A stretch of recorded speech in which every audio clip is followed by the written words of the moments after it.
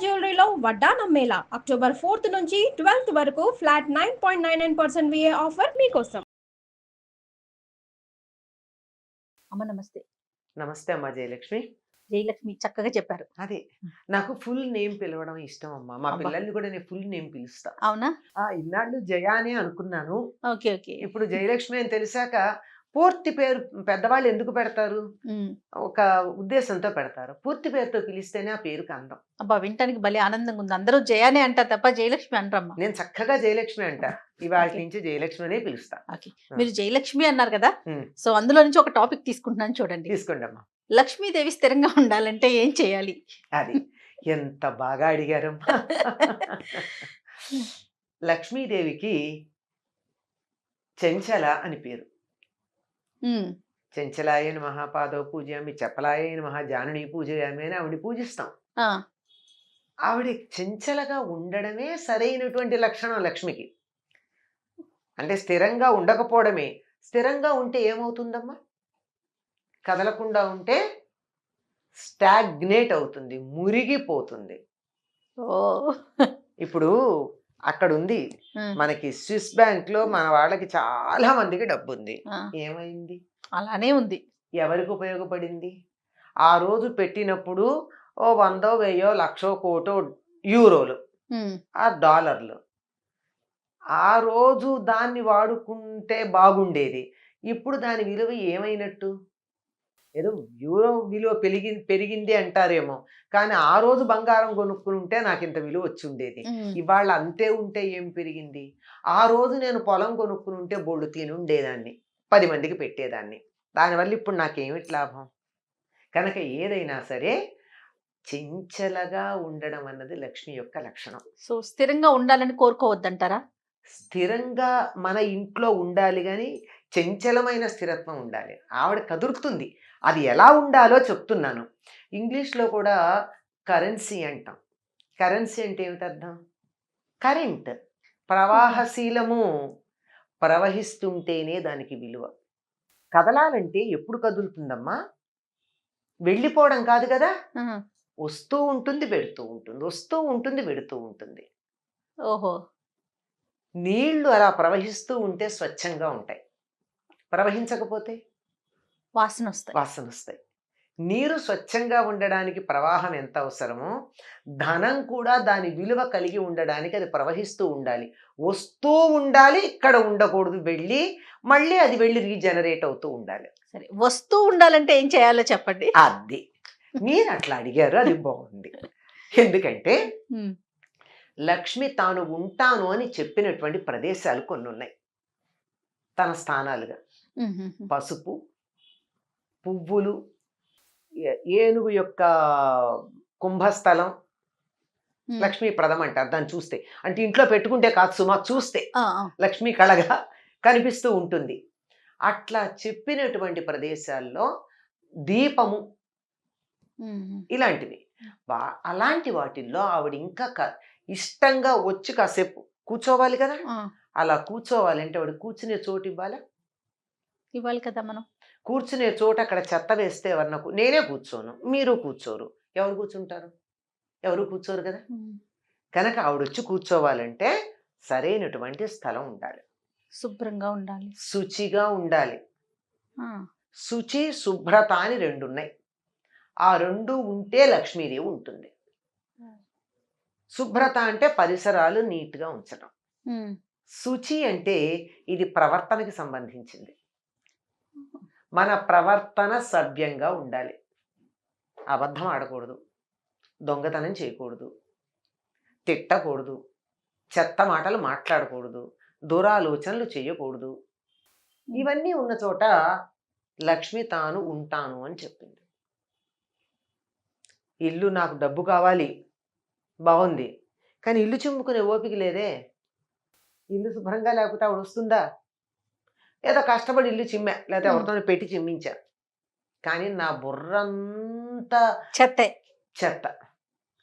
ఎవరిని మోసం చేద్దామా, ఏం అబద్ధం చెప్దామా, ఏ దొంగ ఎక్కడ ఏది కొట్టేద్దామా, ఉమ్. వీళ్ళు నాశనం అయితే బాగుండు, వాళ్ళు అడుక్కు తింటే నాకు సంతోషంగా ఉంటుంది. ఇలా ఆలోచన చేస్తూ ఉంటే అటువంటి చోటకి లక్ష్మీదేవి అడుగు పెట్టదు, పెట్టదు, పెట్టదు.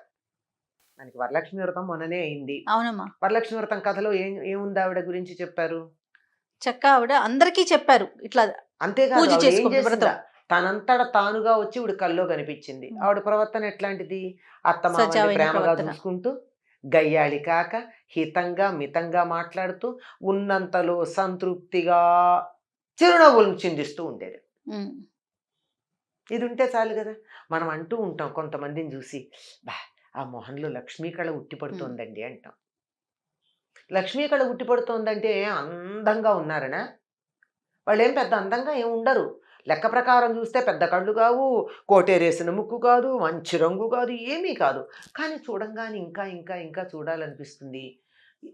ఈల వేసి గోల చేద్దాం అనిపించదు కానీ చెయ్యెత్తి దండం పెడదాం అనిపిస్తుంది ఆ ముఖం చూస్తే. ఆ. అటువంటి దానికి లక్ష్మీ కళ అంటారు. ఎందుకుంటుంది? వాళ్ళ మనసు బాగుంది గనక. లక్ష్మి స్థిరంగా ఉండాలంటే చాలా మామూలు ఇవన్నీ కాస్త వేగ్గా అనిపిస్తే మామూలుగా ఒక ఫార్ములా లాగా చెప్పాలి అంటే, సూర్యోదయానికన్నా ముందు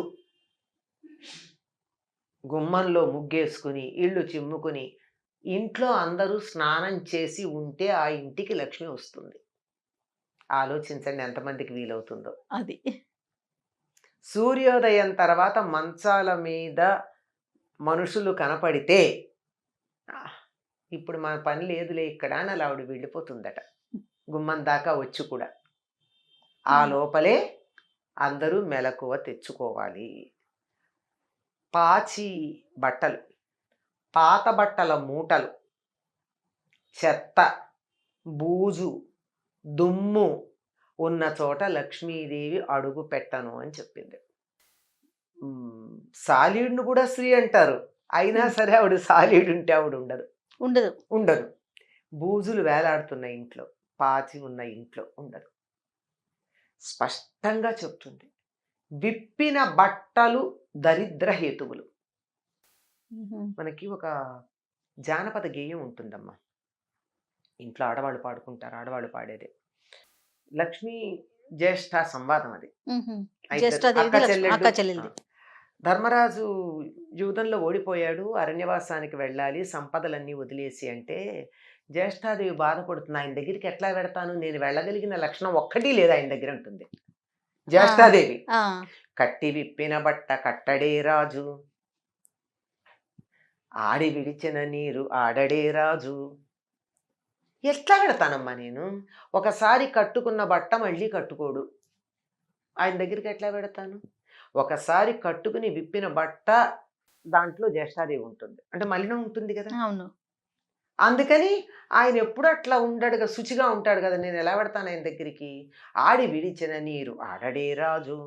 ఒకళ్ళు స్నానం చేసి వదిలిపెట్టిన నీళ్లు మళ్ళీ స్నానం చేయడం అంటే, మన వాళ్ళు మీకు గుర్తుందో లేదో ఇంట్లో చెప్తారు, ఒక పూర్వకాలం 10 మంది ఉన్న కుటుంబాల్లో ఒకళ్ళ తర్వాత ఒకళ్ళు స్నానాలు చేస్తూ ఉంటే, ఒకళ్ళు స్నానం చేశాక మిగిలిన నీళ్లు పారబోసేస్తారు తప్ప అందులో ఇంకోళ్ళు ఉన్నాయి కదా అని వాడరు.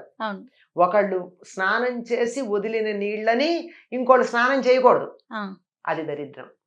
ఇలాంటివి ఏవైతే ఉన్నాయో ఇవన్నీ చాలా చెప్తాయి. చేటలో పళ్ళను చెరపడే రాజు, ఇలాంటివి చెప్తుందంటే అంటే పాపం లక్ష్మీదేవి కూడా ఉంటుంది. నిజమే, మరి నేను మాత్రం వదిలిపెట్టి ఎట్లా పెడతాను ఈ లక్షణాలు ఉన్నవాడిని అని లక్ష్మీదేవి అంటుంది. సో తాను వెళ్తాను అంటుంది.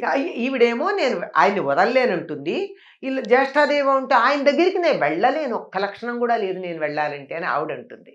ఇవి లక్ష్మీదేవి ఉండాలి అంటే అంటే మొట్టమొదట ఇంటిని, ఒంటిని, బుద్ధిని శుచిగా పెట్టుకుని సత్ప్రవర్తన కలిగి ఉంటే లక్ష్మి అంటే కరెన్సీ ఏమో తెలియదు కానీ అన్ని లక్ష్ములు ఉంటాయి. ఆరోగ్య లక్ష్మి, సంతాన లక్ష్మి. సంతాన లక్ష్మి అంటే 10 మంది సంతానం కాదు, ఉన్న సంతానం సంపదలాగా ఉండడం.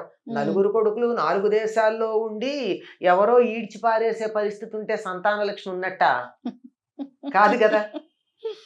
అవునమ్మా. సంతానం వేరు, సంతాన లక్ష్మి వేరు. లక్ష్మి వేరు కదా. ఇలా అన్నీ కూడా లక్ష్ములు ఏది మనం కావాలని కోరుకుంటామో అటువంటి సంపదలన్నీ ఇటువంటి సత్ప్రవర్తన కలిగినటువంటి చోట ఉంటాయి. మరి లక్ష్మి కావాలంటే ఎట్లా ఉండాలి? ఖచ్చితంగా శుచిగా శుభ్రంగా ఉండాలి. నోరు కూడా బాగుండాలి. అది మనుషులమే కాదు, నోరు కూడా. నోరు బాగుండాలి, మంచి మాటలు రావాలి నోట్ల నుంచి. అద్భుతం అమ్మా. Thank you. నమస్తే. నమస్తే అమ్మా.